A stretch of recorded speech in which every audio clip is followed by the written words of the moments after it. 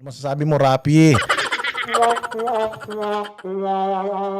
Not to gate crush the live selling. Gate crush? Ano yan? May crush ka? Ganun. Type mo, gate crush. English pa kasi itong mga putang ina nito. Hindi na lang magsipag Tagalog itong mga baluktot ang dila ng mga ito eh. Payabang din eh. Ganyan nyo ba? Para pagka ba ng bababae kayo ganyan, iniislang-islang nyo para ma-inlove sa inyo, ganun. Grabe si Iloy Bugris ha. Ang dami niyang mga pinapakitang mga picture. Iba-ibang babae kasama nito. Ano kayang pakiramdam, no? Ng mga anak niya, ng asawa niya, na putang ina kung kani-kanino. Kung kani-kaninong butas nagsususuot tong mamang to. Yan nga yung sinasabi ko eh. Oo, syempre, kapag ka ganun itsura, pag ganyan naman yung itsura ng mukha ng uuwian mo, putang ina, talagang ayaw mo na umuwi. Nag-asawa kasi ng mga swangit eh. Nag-asawa ng mga mukhang ng mga mukhang taga-bundok. Tapos putang ina nga, hanapin sa iba yung kaligayahan. O sige, ano masasabi? That happened here last June 4. The way it happened, the way it was handled, the statements being made. Gusto ko lang talagang pumunta dito. Hindi man po ako invited. Hindi ka pala invited, nagpunta ka. Yung nakaraan, invited kayo, hindi ka nagpunta. Tanga ka ba? Oh. Doon sa conference nila na yon. I waited for today's hearing to confront the resourceful persons. Kala ko ba, hindi hearing yan? Kala ko ba consultative meeting yan? Mag-usap nga kayo magkapatid, wala pa kayong GC? Gulo ng mga utak nyo. Hearing, consultative meeting, ayusin mo muna kasi. Presented. Let me call on them 18 kargador. Regardless, kargador, maleta boys, marines, ex-marines, kung ano man. O, hindi yun ang focus ng taong bayan. Ang focus ng taong bayan, ano ba yung kanilang mga binabanggit or binibigkas? Wala naman sila dyan. Wala naman sila dyan. Tapos, sisirain mo yung credibility nila dyan. Anong tawag dyan? Backstabbing yan. O sana, meron kang reservation sa kanilang mga sinabi. Okay. Kung talagang seryoso ka at gusto mo silang kumprontahin, actually, marami akong mga katanungan sa kanilang mga testimonyang ibinigay. But I will reserve this kapag nandirito na sila. Because wala naman sila dito. Then sasabihin ko lahat ng ito. Anong ginagawa ko? O di nagpo-propaganda lang ako? Di naninira lang ako. Kasi wala naman yung mga tao para makasagot dito sa mga paratang ko. Anong tawag sa'yo? Erwin Tulfo, Rapi Tulfo, anong tawag sa'yo? Bading na bading yung iyong galawan. O kung talagang meron kang question sa Maleta Boys na sinasabi mo, kargador, antayin mo na nandiyan sila bago mo banggitin lahat ng mga yan para masagot nila. Di ba? Hindi naman sila makakasagot. Tapos nagsasalita ka dyan. Ngayon sasabihin niyo, hindi rin naman sila nakasagot dun sa mga sinasabi ng 18 Marines. Kaya nga, dapat magkaroon ng isa pang hearing na nandoon yung 18 Marines para lahat ng mga tanong ninyo, matanong ninyo. Dahil di naman takot yung mga tao. Sabi nga nung isang 18 Marines, actually, meron nga kaming affidavit, hindi ko na nga tinitingnan to eh. Lahat ng mga inilagay ko dito, kaya kong sagutin kahit na wala itong affidavit na to kasi yun yung totoo eh. Kasi nga po, nagkakarga sila ng mga mali-maletang pera, sabi nga nila. Yung po talagang trabaho nila, taga-bitbit, taga-karga ng maleta. Una, ikaw din naman yung bodyguard mo ngayon, di ba ganun din? Taga-bitbit ng bag mo, tapos taga-secure ng mga babae mo. Taga-secure ng area. Para wala makapag-video kapag nagpa-party-party ka. Di ba? Di umano. sino ba itong 18 kargador ng mga maleta? Saan ba sila galing? We cannot simply bring in people sa Blue Ribbon Committee na nag-aakusa na mabibigat na paratang nang hindi man lang nalalaman kung karapat-dapat ba sila paniwalaan.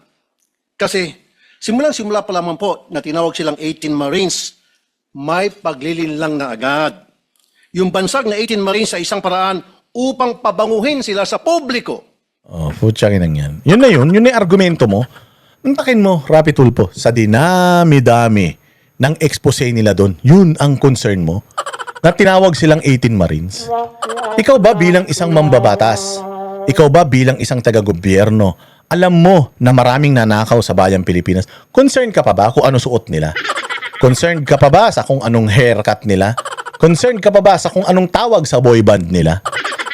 Hindi, that's the list of our concern eh. Yung pangalan nila. Call them whatever you want. Whether they're Marines or not, these people were enlisted. These people underwent training. Itong mga tao na to ay tumanggap ng sweldo mula sa gobyerno bilang mga militar. Therefore, they're ex-military or ex-servicemen, sabihin na natin. O wag nyo nang tawagin na ganun. Bakit tayo nakafocus doon? Dahil ba sa paggamit, masama bang gamitin yun? Bawal ba yun? Hindi naman bawal yun. Kayo nga, sinasabi nyo na sumbungan kayo ng taong bayan. Nagsusumbong yung taong bayan sa inyo ngayon. Hindi nyo naman pinapansin eh.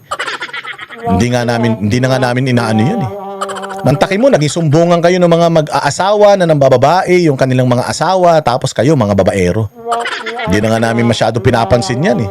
Pero kung ang concern mo is yung tawag sa kanila, puchang inang yan. Hindi yun ang hindi yun ang issue dito. Ang issue dito, meron silang pera-pera, mali-malitang perang idinideliver sa mga politiko. Pucha, hindi ba dapat doon tayo mag-focus?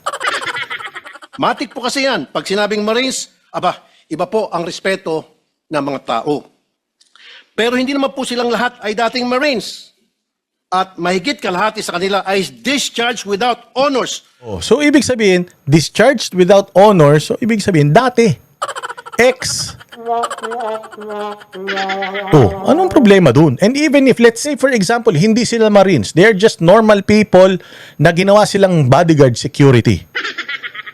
Yun naman ang punto rito. Are they really security detail of Zaldico? O meron silang mga pinakitang mga ID, meron silang mga pinakitang mga payslip siguro nila, sweldo nila or whatever.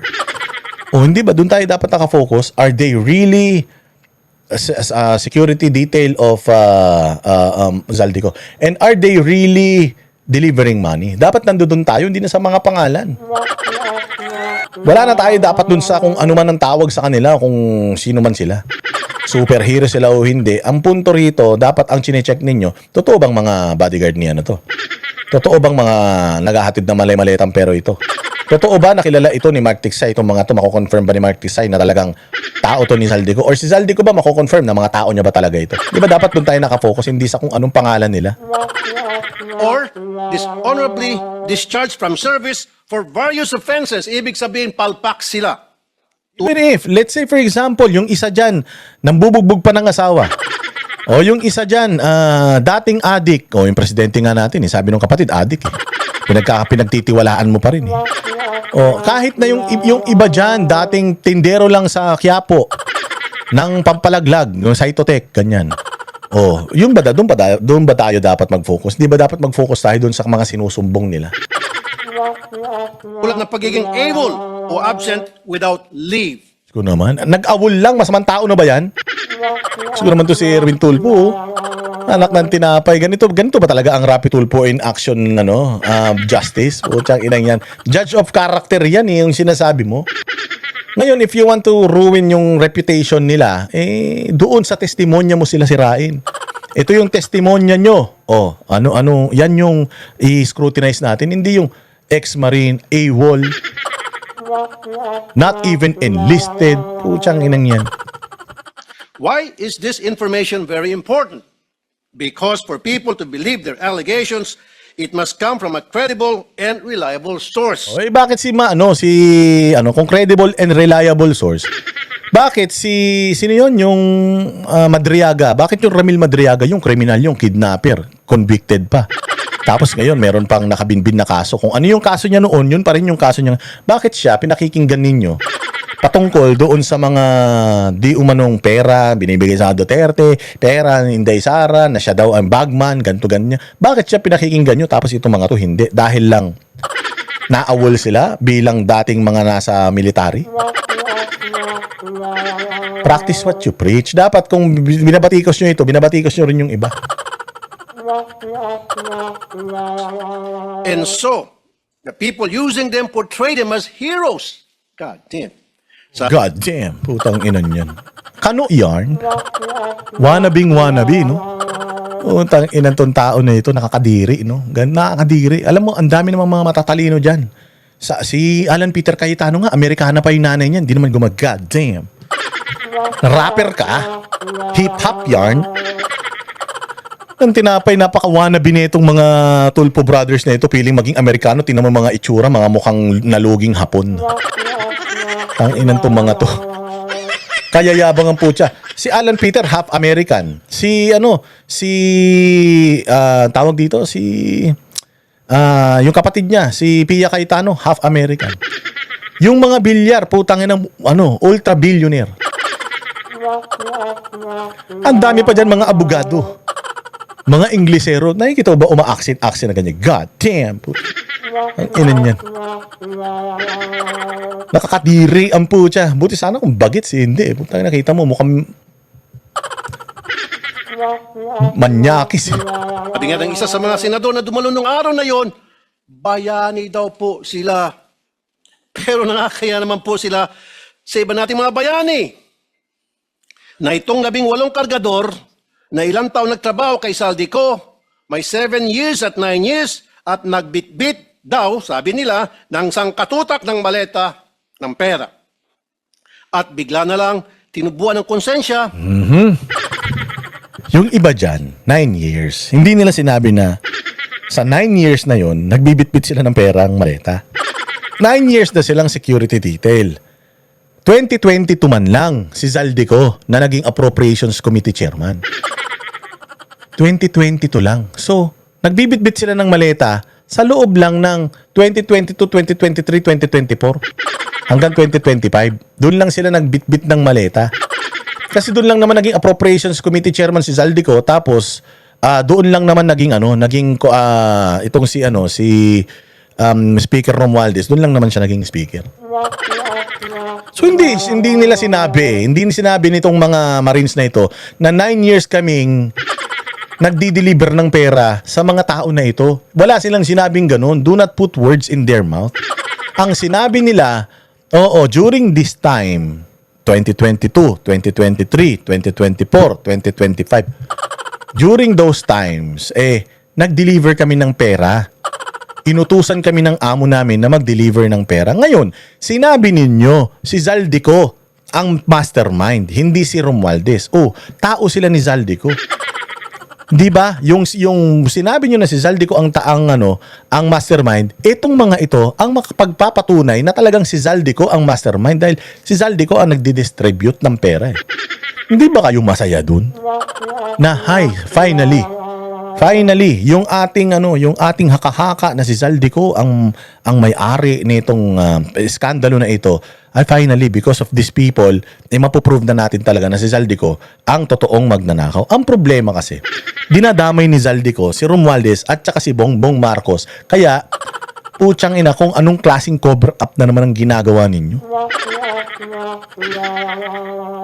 Fake news eh. At ngayon ay naninira ng buhay ng mga inosenteng tao, ay tatawagin nating bayani. Naninira ng buhay ng inosenteng tao. Paano mo nalaman na inosente?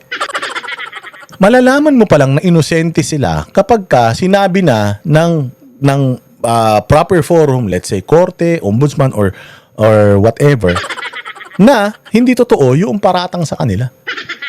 Pero sa ngayon, na mayroong akusasyon sa kanila, bagamat inosente pa rin naman sila dahil presumption of innocence, dapat hindi ikaw ang nagsasabi niya na inosente sila. Para mapatunayan na talagang inosente sila, these people na inaakusahan has to confront itong mga nag-aakusa sa kanila. And demand for evidence na talagang ginawa nila tong krimen na pinapasa sa kanila. Kasi the burden of proof, nandiyan yan sa nag-aakusa. So itong mga nag-aakusa na to, they have to prove na talagang nagatid sila ng babae kay Tulfo, nagatid sila ng pera kay Trillanes, kay De Lima. They have to show proof. And I believe these people, meron silang proof. Ang tanong, tatanggapin nyo ba yung prueba nila o hindi? Kasi nakafocus lang kayo doon sa kanilang credibility. Importante yung credibility. Sa mga ganitong mga whistleblowers. Pero kung ang credibility mo, halimbawa kidnapper ka, holdupper ka, mamamatay tao ka, katulad ni Madriaga, yan, yan. Walang credibility talaga yan. Halimbawa, yung mga nagsasabi na si Bantag ang pumatay kay ganito. Tapos ang nagsasabi, mga kriminal, mga taga-bilibid. Ayan, walang mga credibility yan. Pero kung 18 Marines, hindi naman nila tinatanggi na naawol sila. Di naman nila dininay yun. Sinabi naman nila na naawol kami. na hindi na kami bumalik sa serbisyo. Inamin naman nila yun. Hindi naman nila sinabi na kami ang pinakamaganda ang record ng mga Marines. Wala naman silang claim na ganun, Rapi Tulfo.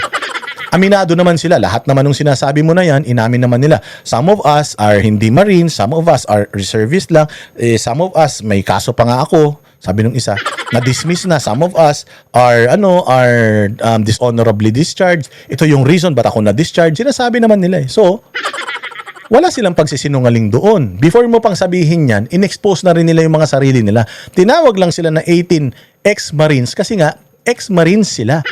Regardless kung AWOL sila, regardless kung sila ay na dishonorably discharged, ex-Marines is ex-Marines.